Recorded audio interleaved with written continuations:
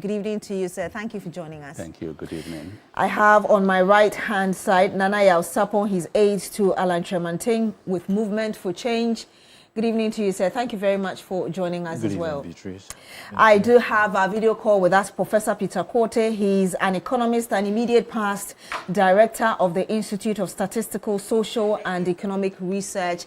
He's also a member of the Ghana Association of Arts and Sciences on PIAC. Good evening to you, sir. Thank you so much for joining us as well. Good evening. Of course, we'll be joined by video call as well by the Deputy Roads Minister, Al-Hassan Suhene. He's also the Member of Parliament for Tamale North. He'll be joining us very shortly.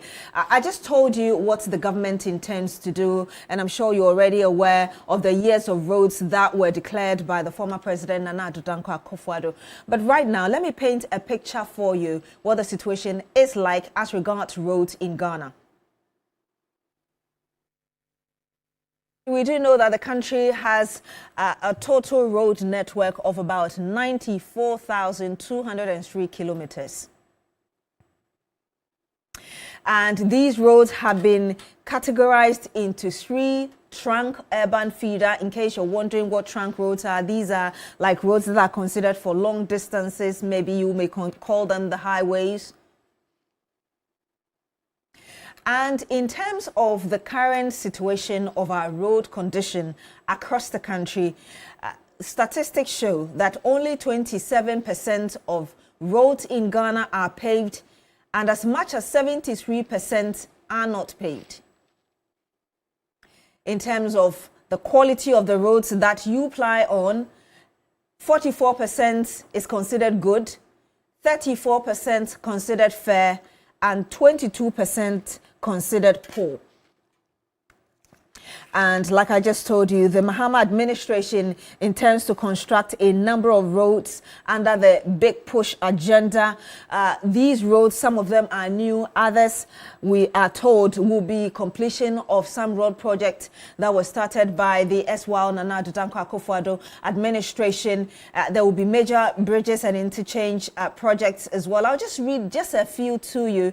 Construction of a new bridge on the Oti River at Dambai, construction of Swami interchange in local roads. And I'm sure you understand and remember that a number of people in the Shanti region have complained about the Swami project in Cape Coast of Fankor, which is currently being done. And you recently saw some protests on it, as well as Adenta and many more. You find them on shrinews.com. Remember that we're also streaming live on Shri FM 92.7. Send us your comments. We'll read them back to you. Of course, as well as the situation of roads where you are or you frequent. And I want to come to you, Professor Peter Korte. And there's a Chinese statement which was repeated by the finance minister just some weeks ago, that if you want to be wealthy, build roads first. How do you assess the government's initiative of Big Push, under which some roads, like I just said, are expected to be constructed and revamped? Thank you very much. Good evening to you, and good evening to your discerning viewers. It's such a great topic that we are looking at today. But then let me briefly set the context. You know, this Big Push idea or concept started in the 1940s, where the idea is basically you can't do incremental interventions or investment. There has to be a big push so that there will be complementarities.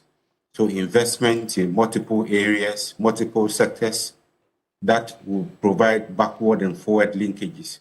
So this Big Push idea is what we are applying to the road sector at the moment, that we're going to really revamp the road sector. But, you know, one thing that is critical for the Big Push to succeed is that there has to be a very clear, coordinated attempt at doing this.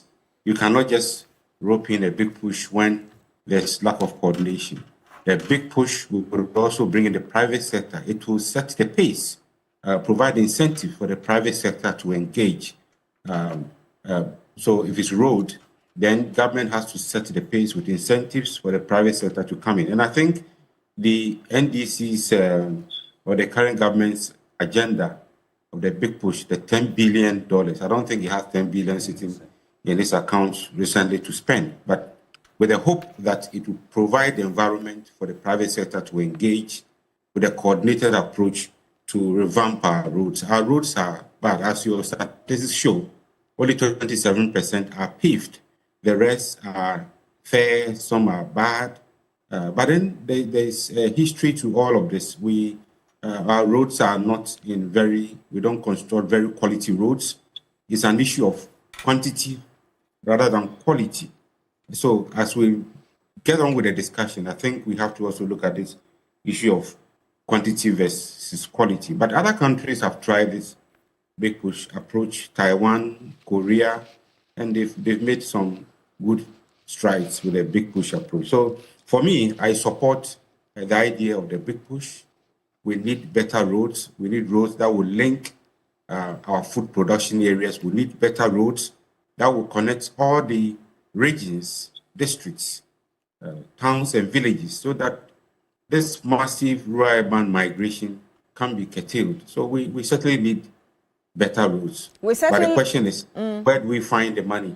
The funding is the issue. Thank you. The funding is the issue, and we'll go into it as well. I'm coming to you, sir, engineer. You're a technical person, and in this field of construction, I'm just wondering how you equally assess this, comparing the initiative with what the previous administration tried to do. And I'm sure you heard the comments of Professor Peter Korte. There are two major points he made: the need for us to have that coordinated effort involving private sector with some sort of motivation, as it were, and also we're not constructing quality roads. All right. Thank you very much, and good evening to fellow panel members and my minister, the Deputy Minister of Roads and Highway.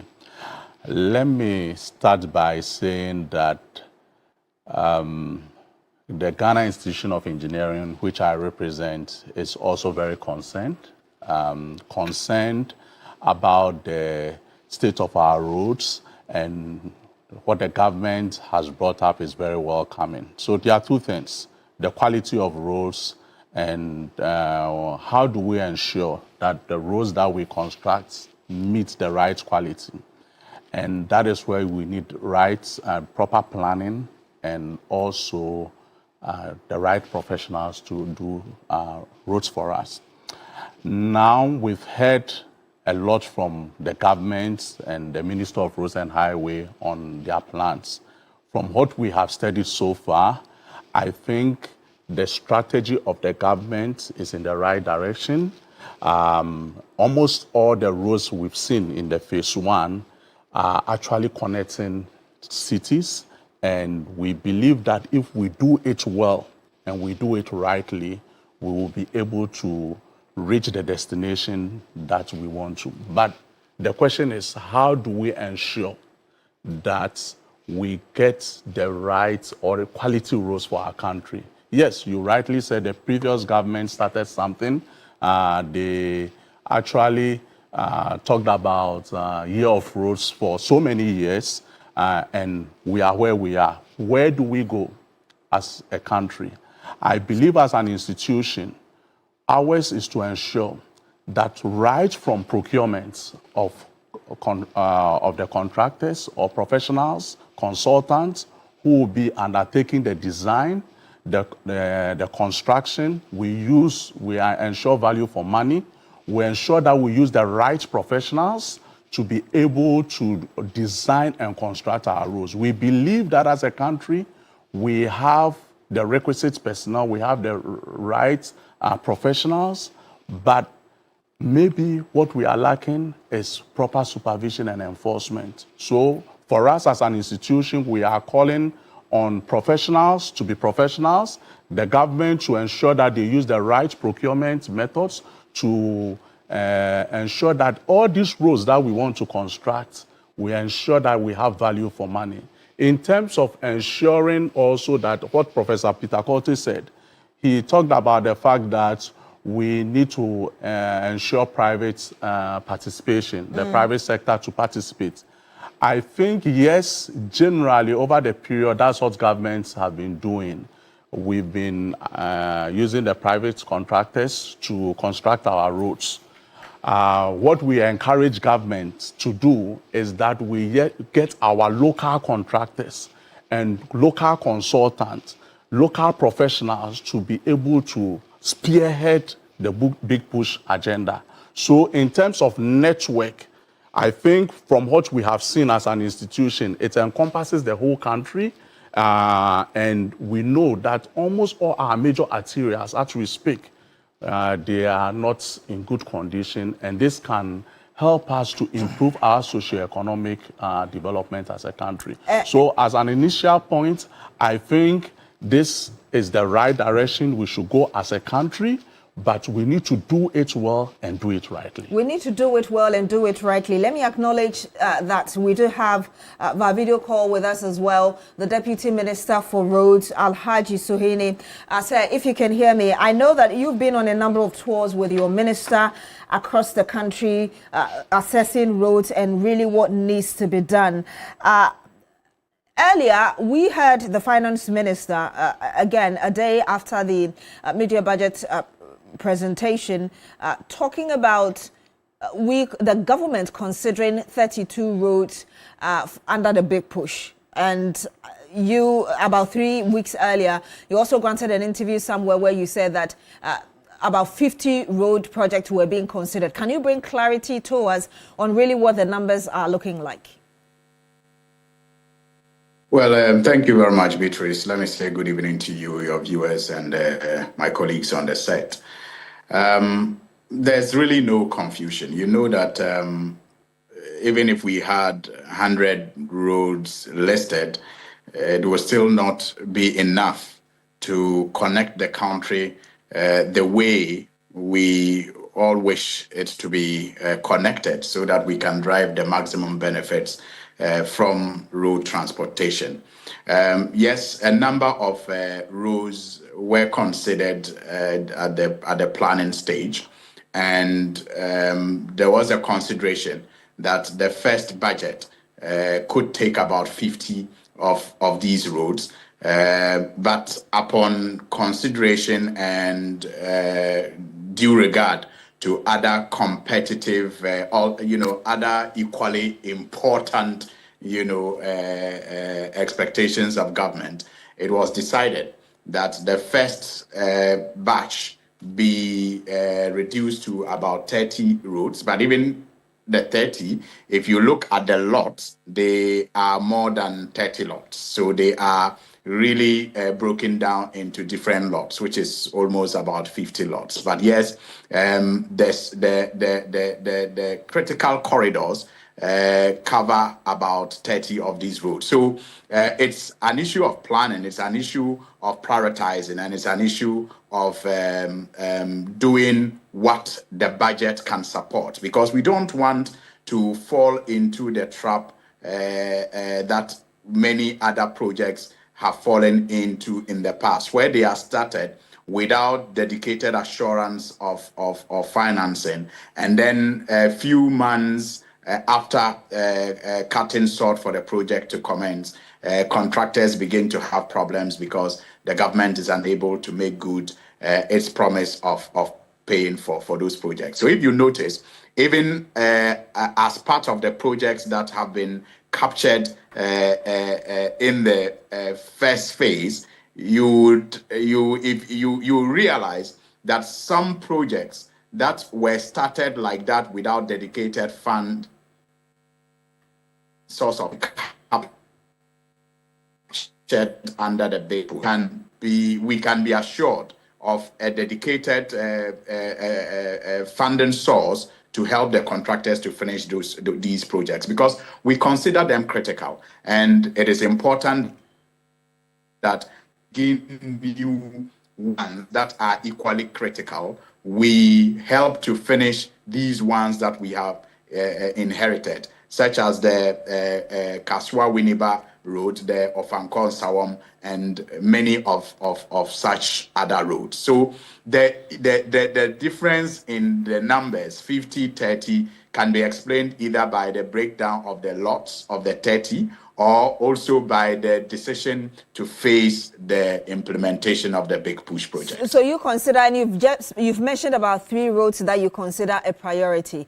The Insawam road that you just mentioned has been on the spotlight in the last few days. People asking why the contractor No, Beatrice. I haven't mentioned 3 roads that I consider. No, priority. I just said you've just mentioned some, and I just said about 3. I'm not saying that you limited them to just 3. But you mentioned in Sawam road. Thank you. Exactly. So I'm so I mentioned in Sawam, and I mentioned Winneba as the roads that were started without dedicated source of funding, for which we have adopted and put on the Big Push. Do I get the understanding that these are priority roads as well for you? Yes, we consider them critical because these are roads that are connecting major cities to the capital. And these are roads that have heavy traffic, that also have economic impact on the people who live in these cities. Yes. And that leads me to my question, which is that in the last few days, we've had the Insawam road being in the news and people questioning why the contractor has kept so long.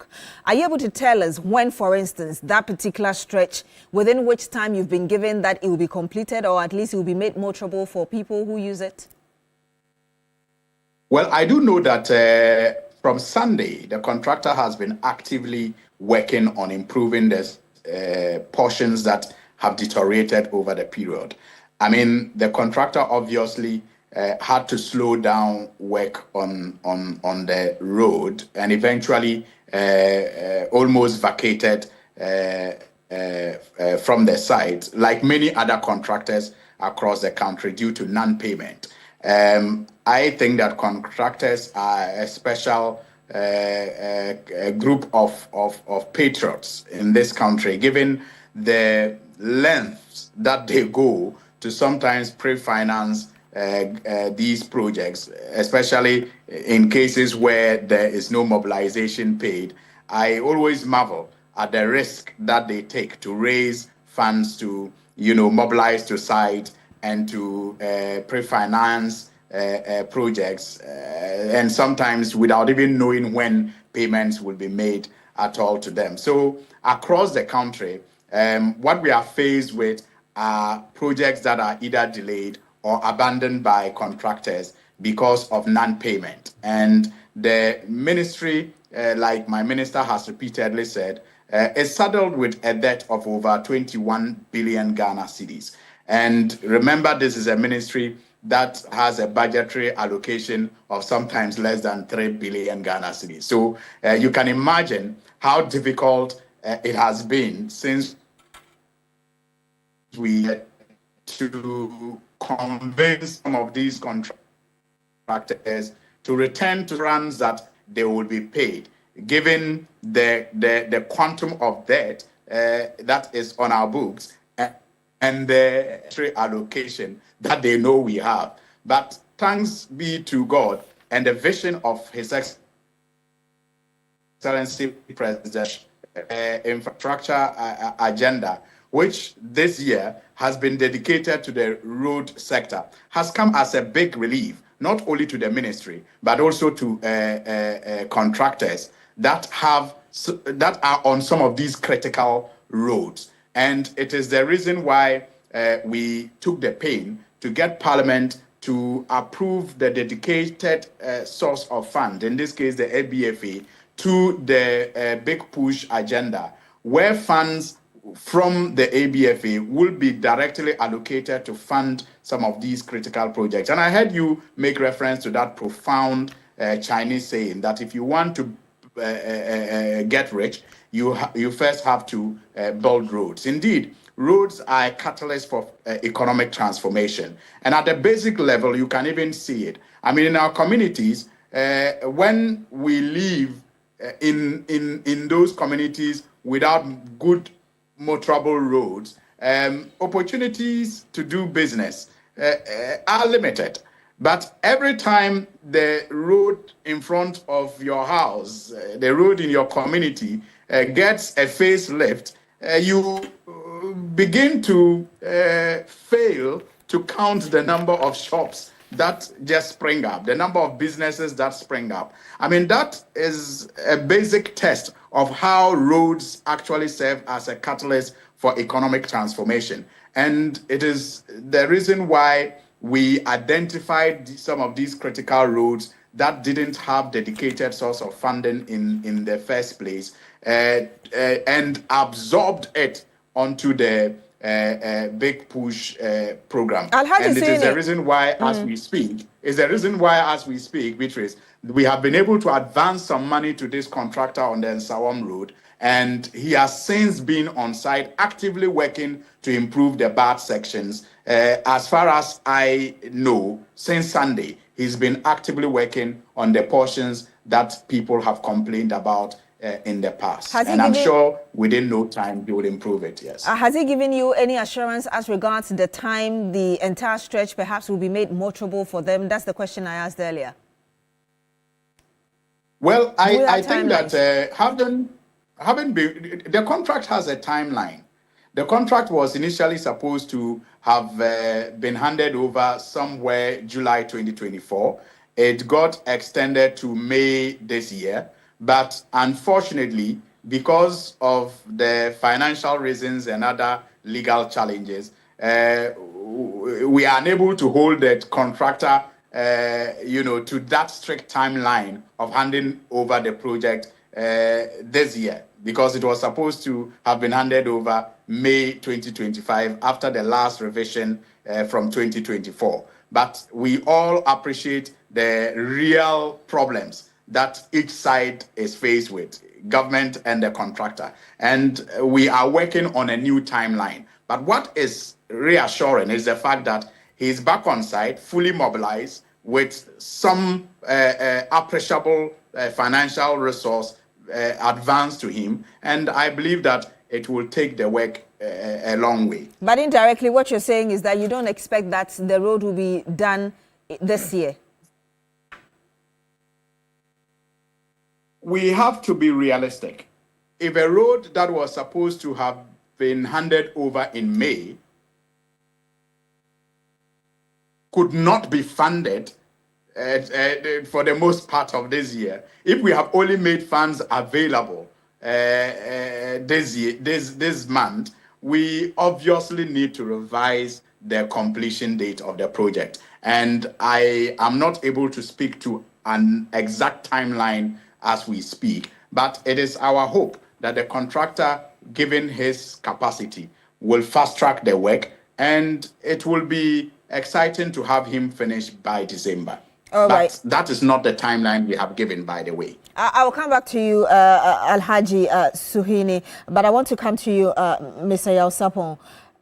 And just to find out from you, really, how do we move beyond the rhetorics and ensure the work is done? I mean, under the big push alone, we had the finance minister again at that media budget presentation that we are considering about 5,000 kilometers of road.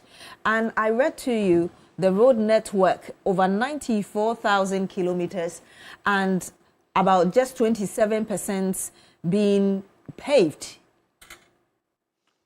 Beatrice, thank you. And good evening to my senior here and to Alhaji Suhuyini and Prof. Suhuyini was not summarizing because he attended Ghana School, a school in the north called Ghana Secondary School. They don't summarize. I don't know how he will respond to that. No, we are rivals. But to dealing with the issues, we need to be able to identify what the problems have been. Fundamentally, there are three major issues that we identify. Number one is finance, and number two is the engineering styles that we have, and number three is the issue of maintenance. Okay, so we've gotten to a point in time where we need to be able to look for ways and means to consistently, sustainably finance the roads infrastructure and almost every infrastructure sector that is in this country. Now, any country that is determined to change around or to turn around the economic fortunes of its people would need to deal with the road infrastructure. Because now, whether you want to turn around the economics through agriculture, you would need roads from the farms to the market centers and to your harbor. If you want to turn around your economic fortunes through industry, that even makes it worse, like what we want to do now. It means that you would need to deal with the roads from your farms that that actually contains about 70 to 80% of the raw the raw materials that and resources that you need to feed your industries. You need to be able to deal with the roads that goes to your industry and the roads from your industry to the market and to the harbor. So that is very fundamental. And how do we go about this? I think it's always been borrowing and borrowing and borrowing. But if you did have a comprehensive read through the Great Transformational Plan, we had suggested three fundamentals. And I think that Ghana Institute of Engineers, we presented a copy to you during before the elections when you brought up together all the political parties, and we made a very comprehensive submission at your end. We said that, number one, we could liaise with the Bank of Ghana to raise bonds. All right, we liaise with Bank of Ghana to issue infrastructure bonds with attractive yields. All right, and this is going to help finance the infrastructure projects. But we already heard the president say that we'll get a lot of our monies coming from petroleum sector.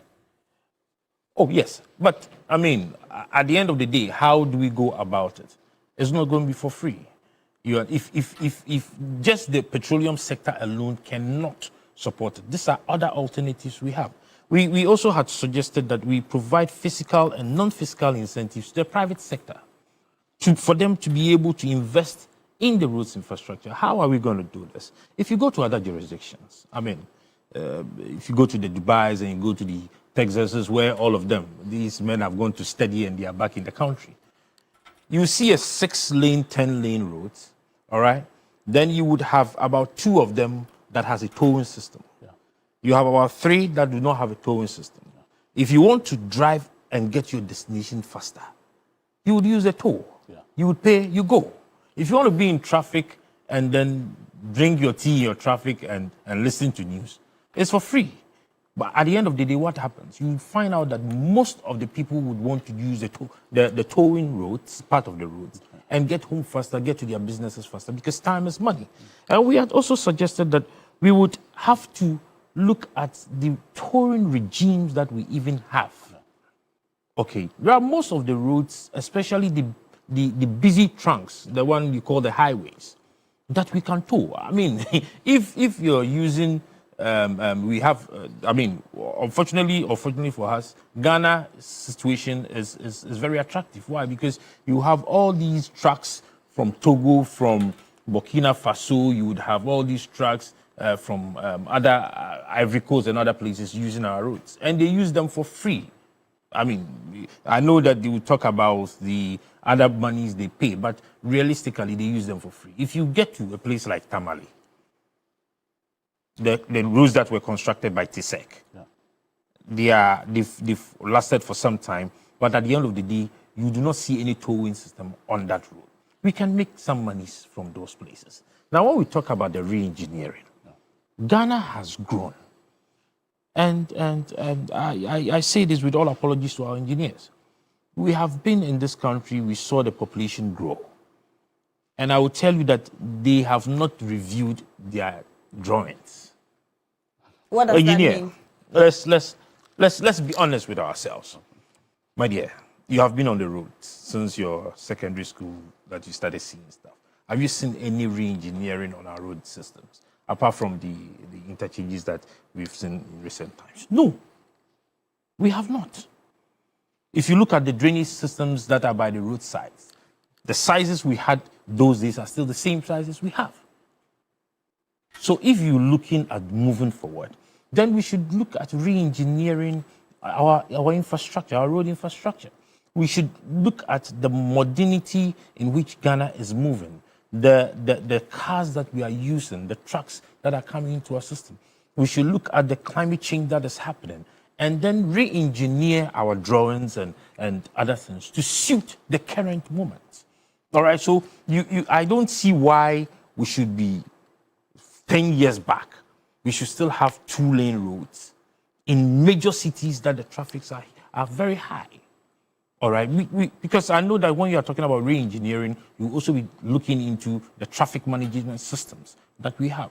I mean, you look at some of the roads that we have, very beautiful roads just behind the Palace Mall, the bypass, you know, behind the Spintex. And I'm sure you see what's happening around the Spintex road, or what you call the Shiashi road, connecting with the Temamoto way. That's what I'm talking about. I mean, see, so if you look at what is happening there, anybody who is seeing Ghana in the next 10, 20 years will tell you that probably they should have sat down to do some proper, you know, drawings to accommodate the fast-growing population that we have. We're even thinking that because it's going to be a modern road, the engineers were going to push for them to have these bus lanes and all of that on the roads. But what happens? We are not seeing them. And so these are things that we need to look at. Now, the very last one that I would want to deal with has to do with the issue of maintenance, okay, and quality for that matter. You know, when they have issued contracts in Ghana, engineer, you have the people you call consultants. Yeah. They are supposed to play a supervisory role. Yeah. I can hit my chest to say that 90% of them do not do the work they are being paid to do. Because if you look at the quality assurance of our roads, there is nothing to write home about. And yet we would want to blame the politician. I know, today we are sitting here, we are having a discussion. In the next 2 years, we'll be blaming my brother Suini. Meanwhile, Suini is leading what I would call the policy direction. The engineer seated here, who is part of a consulting team that is supposed to play a supervisory role, is the one supposed to do the quality assurance work. They are paid to do that. And yet you would find a road that is constructed and in less than 6 months. Okay, I'll give you an example. Teshi, Lekma Road. Just get to that place and you will notice that a road that is freshly constructed, they are still cutting the roads, and I don't know in heaven's name what they are doing on that. They are still cutting the roads, and so let's have a clear cut. And sometimes we want to blame the politicians, but no, the politicians is not supposed to be blamed. We have engineers, they are playing supervisory roles and all of that. They are supposed to do the work. We are calling for a national dialogue on this, so that we would have the engineers who are the technical men, we would have the road users, we would have the politicians who are spearheading the policy direction. Then we would sit as Ghanaians. Then we would dialogue and discuss the matter.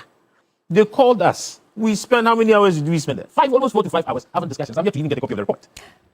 You're still here on Agenda on TV3. We're talking about whether or not the big push really is the solution to the country's road infrastructural deficit. I do have on the panel with me, of course, via video call, Deputy Roads Minister Alhaji Suhene. I have the man you just watched talk, Nanaya Sapon, who is with the Movement for Change, Professor Peter Kote, who is also with us via video call, and of course, Engineer Dr. Patrick Bekwing, who is Vice President of the Ghana Institution of Engineering. When we come back, we'll look at how to ensure that the monies that are dedicated to fixing roads across the country are used for that purpose, and what to look for in terms of constructing quality roads for the country, and whether there's even a need to change the kind of roads that we have in Ghana. Stay with us.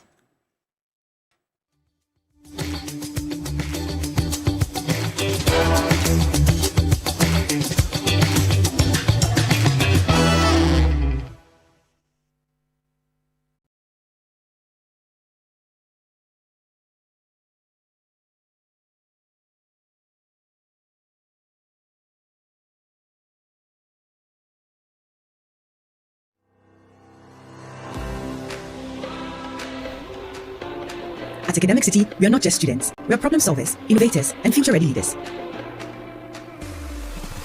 We power the future and create groundbreaking technologies ready to tackle real-world challenges head-on. In a world driven by technology, we shape the digital landscape, transforming challenges into opportunities. At the core of strategic thinking and decision-making, we thrive in the dynamic realm of commerce. We evolve into leaders who not only speak, but stand for what's right, forging narratives and stirring the conscience of the world. Embark on a journey with us, where innovation meets education. Academic City, educating future-ready leaders.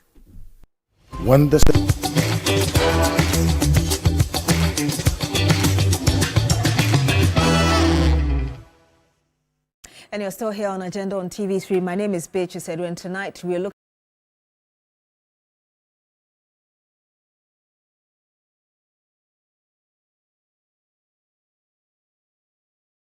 at fixing our bad roads in the country. I want to come to you, Professor Peter Kote, who is Immediate Past Director of ISE and an economist. Prof, if you can hear me, one of the things the Finance Minister, Dr. Kasia Latofosin, talked about was the fact that although Ghana passed the PFM Act 2016, it looks like we haven't respected it, such that we have different institutions going into contract and bringing them to the Finance Ministry to make payment. How do we ensure that under this big push program, where the government says is dedicating about $10 billion into infrastructural deficits, including roads, we're able to manage the resources as we should, so that what needs to be done will be done? Right. I think you really hit the nail on the head. I mean, how do we ensure value for money in this road infrastructure? We've had too many bad roads. We have so much money spent, and we're not seeing the value. I mean, a lot of bad roads in our country. So, if you look at the budget statement year on year, you find the word the gift miss system. So basically, there is an online system where all payments are supposed to be made and tracked. Unfortunately, we find this off-budget spending. We find MMDAs spending outside the give me system. So it makes it difficult to track. It makes it difficult to really ensure that there is value for money. So if you ask me how this can be done, I think it sits very much with the finance minister to ensure that all the ministries, what they draw their funds from the Ministry of Finance. So he has the mandate, he has the ability to crack the whip and ensure that DC, CEOs, all of them do the needful to avoid waste. The road ministry and everybody that is involved would ensure that the funds are not dissipated. My second point is about the need to avoid political patronage. You see, I was quite happy with the comments by the last speaker. He made very useful comments. Nevertheless, he said, politicians should not be blamed. You cannot absorb the politician. You are both the technocrats and the politicians are culpable in where we find ourselves. If you give roads, you give road contracts to a political crony, to a party faithful, and they don't deliver, you don't blame the technocrats. So it's all a bit murky sometimes. Well, that's how we don't find the delivery. I think competence should be the first priority. Prof, sorry to interrupt you.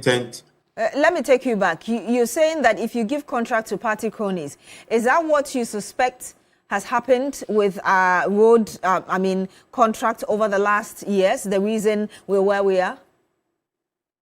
Oh, yes. I mean, the evidence is there. Some of the roads were given. I mean, I heard the president of the Association of the Road Contractors or something say that you could find us one contractor having about 30 roads assigned to him. Why would that be the case?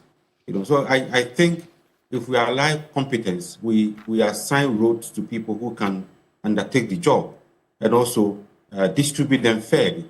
We'll be able to get good roads. Of course, the supervision is very important. As the last speaker said, if the consultants don't do the needful and we sign certificates, we approve certificates, then we have all these bad roads being constructed. I have seen Accra-Kumasi Road since infancy. Every year we are constructing Accra-Kumasi Road. The roads remain bad. Why is that the case? When you visit other countries, you find decent road being constructed and it works. My last but not the least is the need for public-private partnership. If we want to ensure that these funds are used judiciously, let's involve the private sector. Let's have public-private partnership. Unfortunately, we haven't done well with PPP.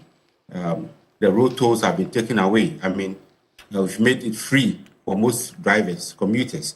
So if now you want to reintroduce toll, there may be public backlash and all that, but we have to be bold enough to introduce public-private partnership. Introduce the tolls, electronic tolling system, not the manual one that will create congestion. We also have to invest. You see, if we don't invest in the road tolls, we don't invest in the tolling stations, and we construct this route, we cannot pay for them.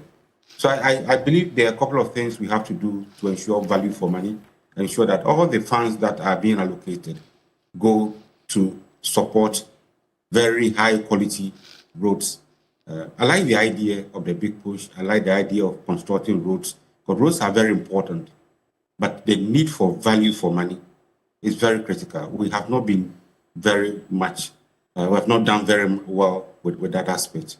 The need for value for money. And I'm coming to you, Alhaji Al-Hassan Suhuyini, for some answers to the questions or the statements made by Professor Peter Quartey. He's concerned about value for money. And I want to ask you how you intend to do that. One road being constructed several times, and yet thousands of cedis, if not dollars, are spent on that same road. How do you ensure that? You're muted, sir. We can't hear you. Forgive me. I appreciate the concerns that have been raised by Professor Peter Quartey and my very good friend from the Honorable JHS. He knows himself. I appreciate the concerns that they both raise, especially in relation to the responsibilities that we all have, either politicians or non-politicians, when it comes to ensuring that we deliver quality service and leadership to our country. I don't think that it is one over the other. We are equal partners, and we each have the good that we bring on board and the worst impulses that we allow to overtake us sometimes, that we all have to check. I mean, yes, the engineers must play their role professionally, and the politician must also guide through policy the engineers to do what they have been taught to do, or what their knowledge expects them to do. But having said that, when it comes to the quality of roads, we need to understand that sometimes it is not so much about the quality, but it is also, it has something to do with maintenance as well. Because no matter how well a road is done, if it is supposed to last, say, 10, 15 years, it is considered to be so because of the kind of maintenance regime that is, made part of the whole management of that road. So where you take out maintenance, a road that should have lasted 10, 15 years may end up lasting less. And what can even make it worse is if you do not check overloading. And that is why axle points, axle units, axle centers are critical and important. Unfortunately, over the years, these axle stations have become cash cows for political agents and, unfortunately, some technocrats as well. And it has therefore become difficult for it to be used for its intended purpose. That is, to ensure that vehicles on our roads do not overload. And Beatrice, is so sad that I have seen videos where neighboring country vehicles actually overload from our ports, drive through our roads to compromise the integrity of the quality of roads that we have done. But when they get to the border of neighboring countries such as Burkina Faso or La Côte d'Ivoire, they actually have empty trucks meeting them on the way to shed off the load into these empty trucks because the neighboring countries do not tolerate overloading. And we are in competition, so to speak, so whose with these fault countries is it? when it comes to the quality of roads. That's why I said that it is about shared responsibilities. Yes, it is the fault of those in charge of the system, but those in charge of the system are made up of politicians and technocrats, and they have put these axle stations in place to do the work of protecting the integrity of our roads. So you take responsibility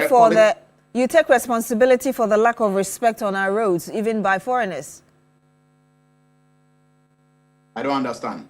You're saying that when they come to Ghana, they do anything, but when they go to neighboring countries, they respect the law, as it were. And I'm asking whether you're taking responsibility for what people, like you said, including yourselves, have not done to ensure people respect our laws. Well, I'm saying that this didn't just start in the last 6 or 7 months since I came to office as deputy minister. I'm saying that it is a shared responsibility, or if you like, irresponsibility, on the part of both politicians and technocrats who have been in this sector all this while. It's still persisting, but it is a problem that myself and my boss have decided to tackle head on. And you realize that unlike before, since we came into office, we have not, asked any of these workers to go and leave the stations for new people to take over. Because like my boss puts it, over the period, it has always been like changing one set of thieves with another set of thieves. We have been engaging stakeholders and thinking through the problem so that we can come to a solution that is long-lasting and that is more impactful. We have come under heavy attack, Beatrice, from even our own party members who think that, we should just ask people at the axle stations to move so that they take over. We have resisted these takeovers, and we have been working with this, with the engineers and the technocrats in the ministry to find a lasting solution. But I'm saying that when it comes to quality of roads, Beatrice, and the duration it should last, it is about maintenance, and it is also about overloading. Let me ask you. I'm telling. Forgive me, sir. I'm trying to tell you what we are doing with the overloading. Then I can tell you also what we are doing with maintenance. We are running out of time, so if you could summarize it for us, sir. No, okay, I'm just saying that you can make the point, but if you could summarize it for us, because we are running out of time, so I can get the final word of the other panel members. I'm sorry about that. So with maintenance, for example, you realize that we have introduced a new road fund bill, which is going to allow the road fund to be properly governed now. The governance structure will improve. And it is also going to introduce an element of equity when it comes to sharing, a sharing formula that will send money to almost every district, like the District Assembly Common Fund operates, to undertake maintenance regularly. And with that in place, improved governance, equity, and improved monitoring and supervision, we are sure that road maintenance will be prioritized at the ministry. With the big push projects, we are also ensuring that we train more of our engineers. So we are paying attention now to our Koforodia Training Center so that our field officers who will supervise these projects will be up to scratch. They will be top notch, and they will ensure that the right things are done for us to get the best from the investment that we want to make as a nation. I'm asking you this, and I would be grateful if you could answer in 30 seconds, because I need to hear the rest of the panel members. We know that $2 billion have been dedicated for the big push every year. How much of it is going into roads, and how many roads do you anticipate, for instance, could be looked at within the next 12 months? In like 30 seconds, sir. So we are sure that the allocation this year is wholly for roads. And we also expect that next year it will, if not all of it, but majority of it again will be allocated to roads. And that is why we find it a duty to ensure that we do not fail, because we are suspending the construction of schools, we are suspending the construction of hospitals, just so that we can build roads that will impact the economy and impact lives in the future. So we cannot afford to fail for this sacrifice that the nation is making for the road sector. Engineer Patrick Bequin. Thank you very much. Let me thank the minister for laying down the points that I initially wanted to talk about. Thank you, Honorable Suheni. It is important. Thank you, President. As Nana said, they met us last year, but we've had a chance to review almost all the political parties, their manifesto in relation to road development, and we understand the issues as an institution. Let me put it across that the government is talking about big push, but the minister will allude that beyond the big push, they are doing other maintenance activities within the Ministry of Roads and Highways, and we are aware of that. So they are still maintaining existing feeder roads, urban roads, and maintenance could be the basic things that you are talking about, desilting and all those things. So the big push is not doing all roads, because you were talking about the length of roads, but dealing with critical roads, that's the very first thing. The issues you talked about when you talked about designs, we've updated our design standards. I think there are a lot of things that you may not be aware of that considers even climate change. So design standards have changed. But I think the linkages between design, construction, supervision, and payments, because if you've done a good design, you are even doing construction, and mid-construction, you are not being paid, and you stop, and the rain comes, and the contractor has left side, automatically it affects the quality of your pavement. The Honorable Minister talked about the effect of overloading. So those are enforcement issues that we need to deal with. So I believe that as technocrats and as this thing, for professionals, we need to be professional. And that's why the Engineering Council exists. And the Engineering Council is there to help us as professionals to stay on course. The professionals in the ministry, the professional consultants, and very soon you get professionals that are being punished for doing the wrong thing. I think over the period, what you've seen is that a lot of professionals, you don't see them being punished. But I think this is more of a message also to the government that they need to publish their strategic plan so that the entire country understands the whole strategic plan, what they are doing within the road sector.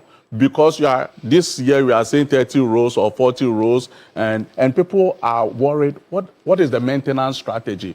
What is the funding strategy? Prof talked about funding, PPP, tolling. Government is doing something about tolling we are aware of. If you could wrap up for us. Okay, we're doing something about tolling, but the funding mechanism are things that we need to look. So I think it's a good start. We are happy with what the government is doing at the moment.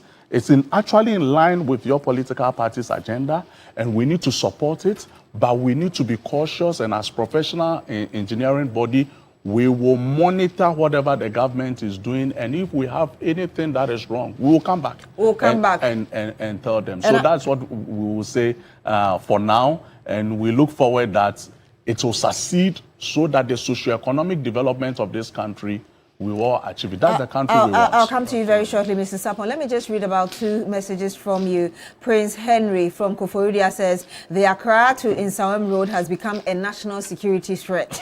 The past government had spent money on something else, but I can assure you that NDC government will fix it. He's also saying Suhum to Koforidua Road is very bad.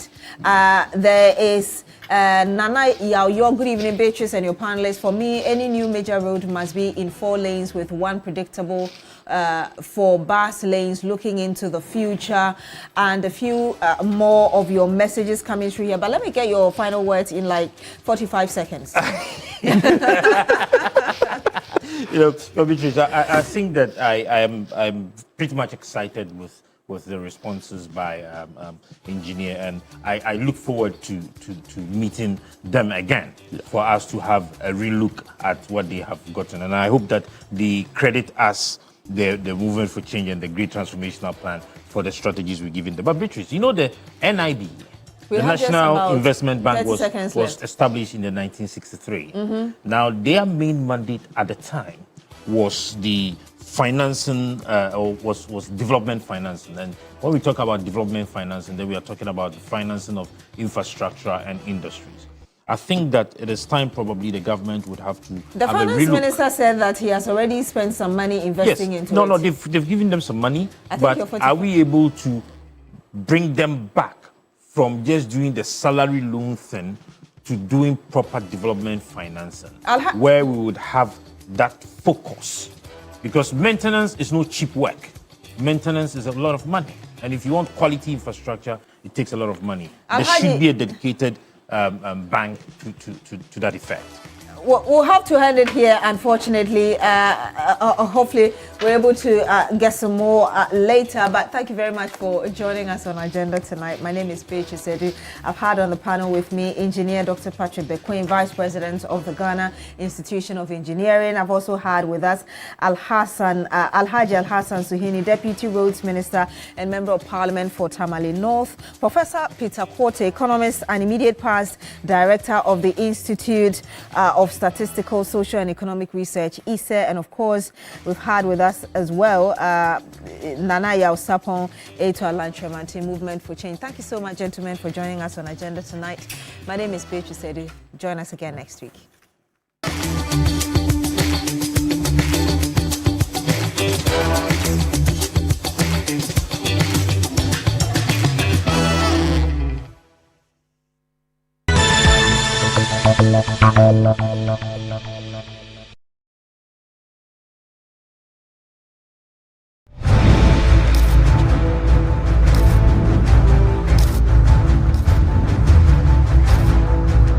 This is Hot Issues, your passport to the most compelling conversations of our time.